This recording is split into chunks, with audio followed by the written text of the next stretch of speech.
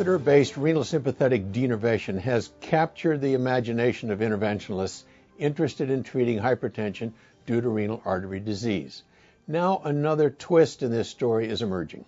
We know that hypertension is associated with impaired glucose metabolism and insulin resistance, and chronic activation of the sympathetic nervous system may contribute to either condition.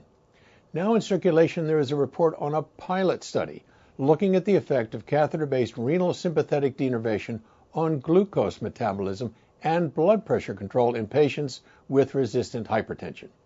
The researchers studied 37 patients with therapy-resistant hypertension who underwent bilateral catheter-based renal denervation and 13 patients who were assigned to a control group.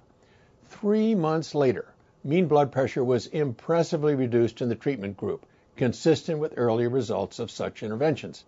But in addition, 3 months after renal denervation, fasting glucose and insulin levels were both also decreased.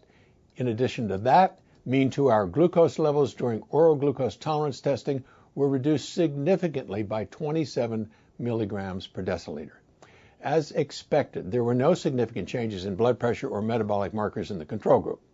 This pilot study may signal an exciting new avenue for therapy. Renal denervation not only seems to significantly reduce blood pressure, but also improves glucose metabolism and insulin sensitivity. This novel procedure may therefore provide protection in patients with resistant hypertension and metabolic disorders at high cardiovascular risk. We will need larger trials, of course, to substantiate this effect, but this is great news for our diabetic high-risk patients with hypertension. I'm Peter Block with a CardioSource Heart Minute.